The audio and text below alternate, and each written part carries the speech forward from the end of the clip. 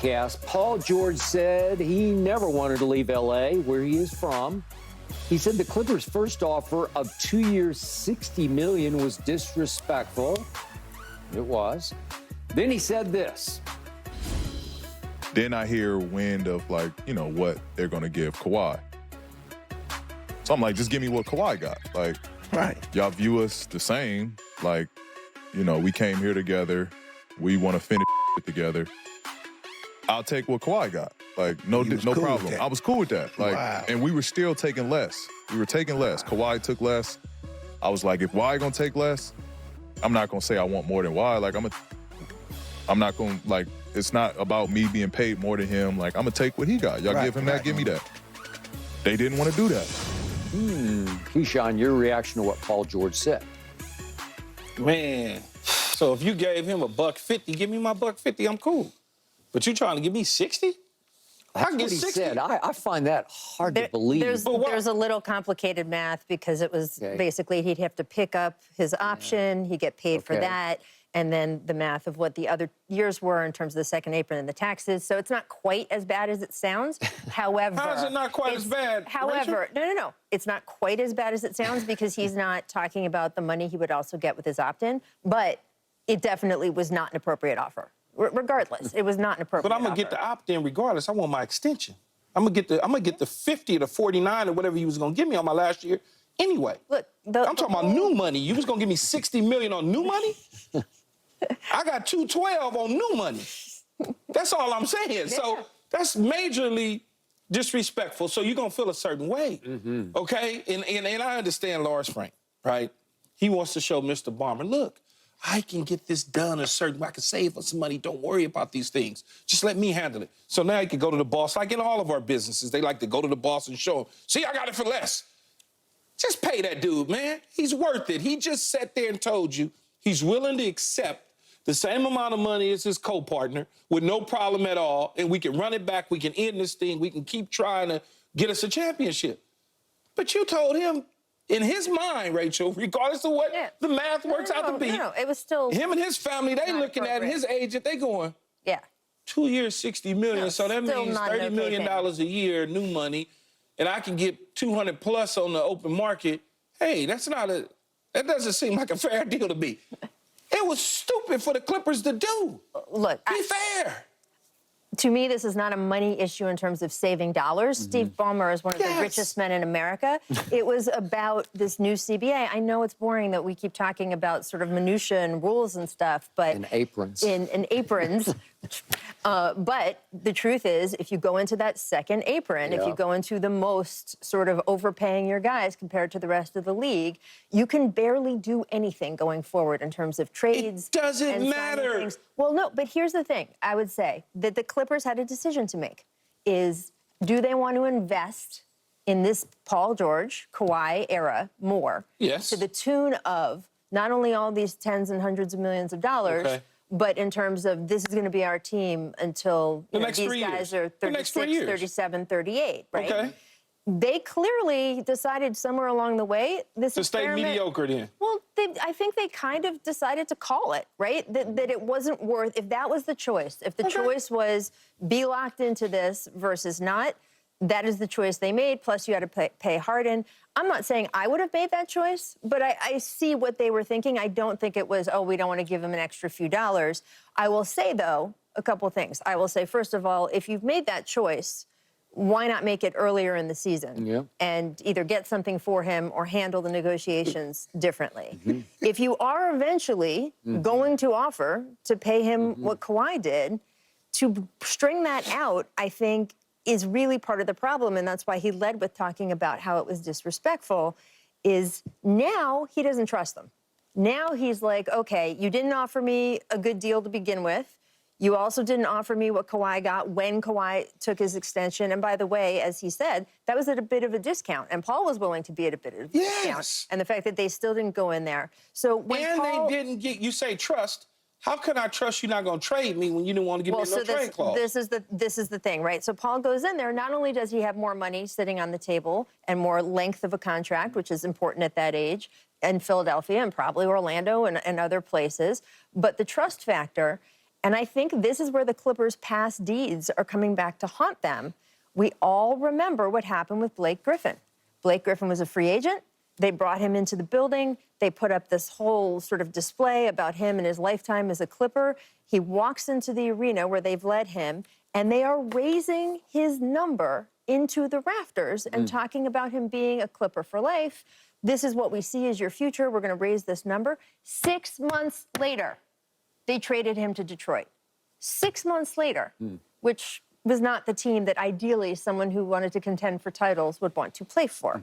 And so I think Paul was thinking about that too, and especially with the way things were strung out over the year, I think that puts you in that mindset more. And so that's why the Clippers' decision is sort of, you can see their logic, but how they did it, I think, really came back to haunt them. I don't see the logic, because if you're an older team and you got 2 older players already, and I'm Brook with 3 older players, so they brought Westbrook back, you allow one of your biggest pieces to get away. You can't replace that.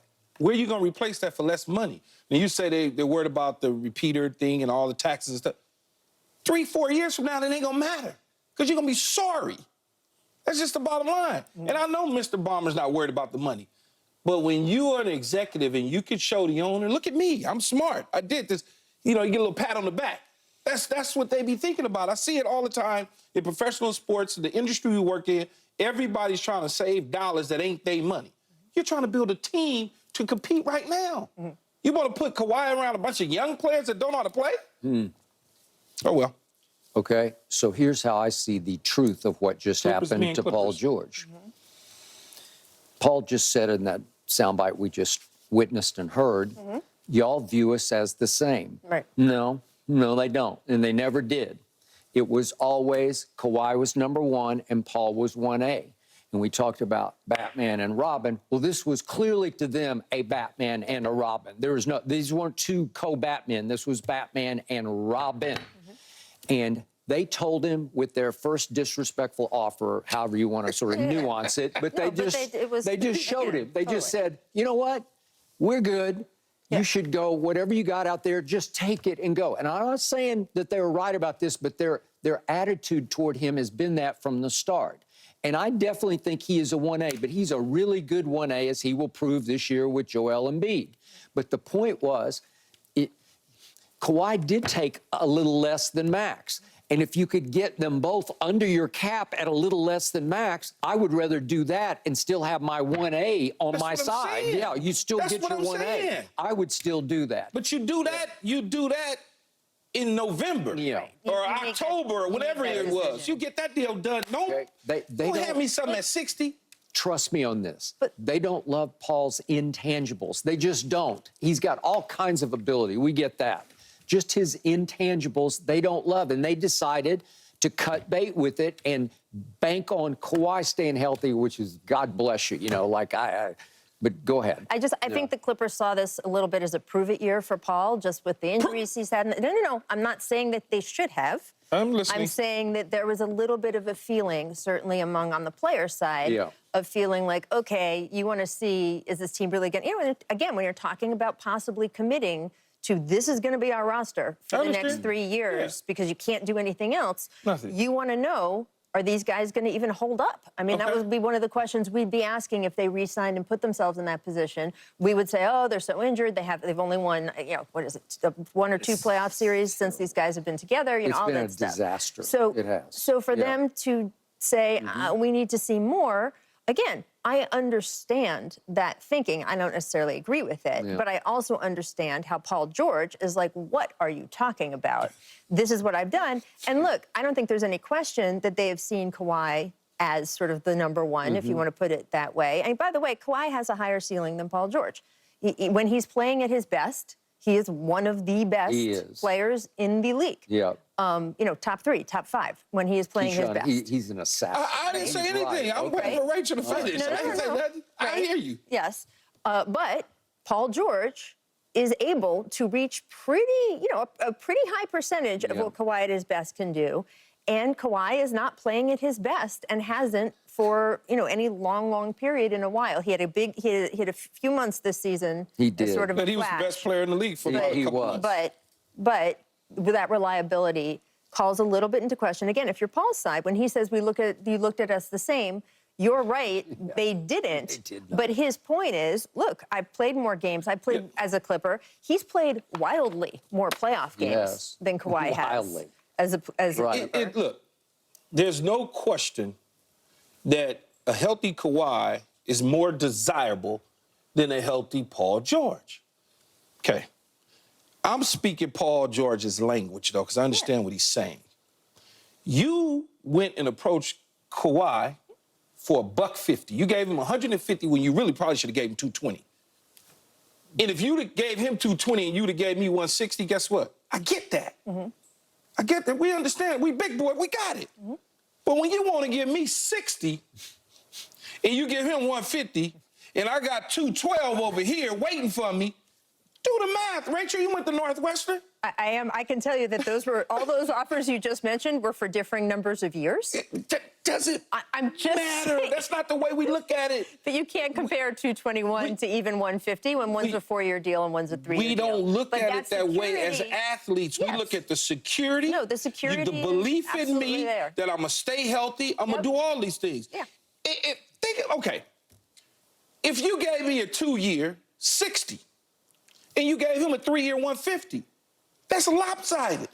Again, I'm not saying that You was the didn't, right you didn't offer. say 3 years 120. Yeah. You said 2 years 60. No, I think that if you're the Clippers, you had to have made this decision, frankly, at the start of the season. I don't know. I mean, I understand we want to see more. We want to see how this pans out. But you knew you were headed toward this position. You knew there was someone out there who was going to offer to pay him a 4-year max. So I just feel like the decision could have been made earlier, and they could have either decided to keep him for, again, less than he could have stayed for, or they could have decided to do something with him. I don't know if mathematically, if Paul George and James Harden became either or for them. Like they jumped and re-signed Harden at 2 years, 35 a year, 2 years, 70, right? And what if they had done Paul for 3 for 150? What if they had the Coes? I think they still was going to be able to do. Would they have money? Would they have the ability to wedge in a Harden at another 35? I don't know. I mean, then you're looking at if you do that, and I don't know if they would. I don't know if they would have done quite as much for Harden if they had also had Paul George, but who knows?